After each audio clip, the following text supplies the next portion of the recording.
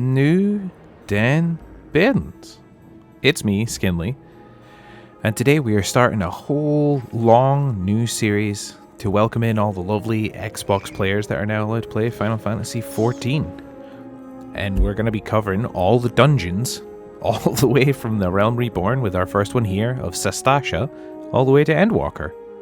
The very end of it, just before the new DLC Dawn Trail comes out. So, without further ado, this is our first dungeon, and as you can tell, this is going to be fairly straightforward. There isn't going to be a lot of mechanics in it because this will be the first dungeon for everybody involved. So for the most part, all you want to do is just run through the dungeon. Your tank is going to be grabbing all the aggro of all the monsters to make sure that nobody else gets hurt. And again, this will be from the POV of the tank because this is the class that I mainly play, and it's easier to show mechanics and what have you from the point of view of the tank. So, after you've dealt with these first couple of mobs, you're going to run into this side room over here and you're going to see a bloody memo on the floor. Now, the bloody memo will have one of three colours on it. It will have blue, red, or green. In our case here, it says the captain likes his cabbage green. So, we need to put that in chat and remember that for later, because that will come in handy for one of the boss fights later on. But after you've grabbed the memo color, just run through these next few groups of ads, kill as many as you can, kill everything. It depends, you might be able to run through the whole lot, depending on your level, depending on your skill, also depending on your healer. But try not to stress everybody out by grabbing too many of these ads. It may be a low level dungeon, but don't risk it. And then eventually, once you make your way to the far end of this room, you'll see the purple line here where we're going to cross over and head into our first boss. Now, you'll see the three different plants here, who also have the different colors, red, blue, and green. As ours says at the beginning, we want the green one. So you'll run up to the one that matches with your dungeon. You're going to click it. You're going to hit the button. That imposing switch is going to inconspicuous switch rather, is going to spawn on the wall and spawn our first boss, Chopper.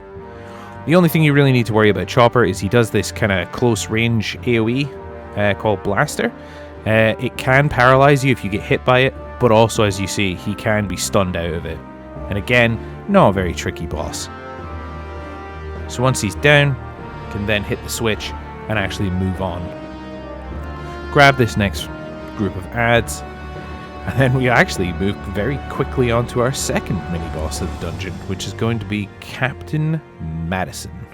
Now, for Captain Madison, there's not really anything to tell. There's him and two of his friends, and that's about it. There's no real AoEs that you really have to dodge. His friends can cast, I believe it's Overpower, which is a frontal cone, but you'll have them down so fast that they probably won't even be able to use it.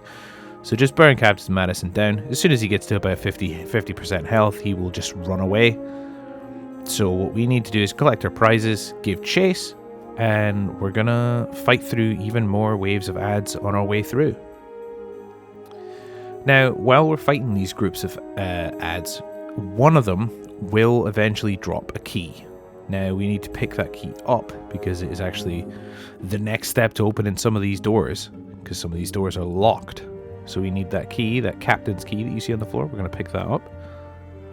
We're then going to turn over to the captain's quarters over here and use the key on the door, which will then open the door, and we'll have to fight another one of our large Reaver friends in here.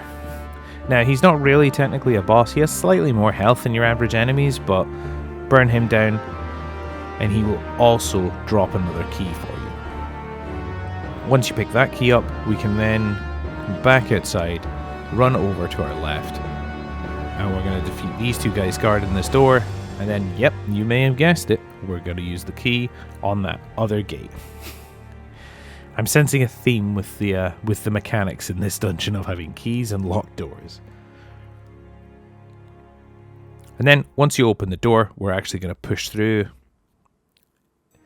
into this next corridor, and we're actually going to be coming up on our another mini-boss, which, surprise, surprise, can you guess who it is?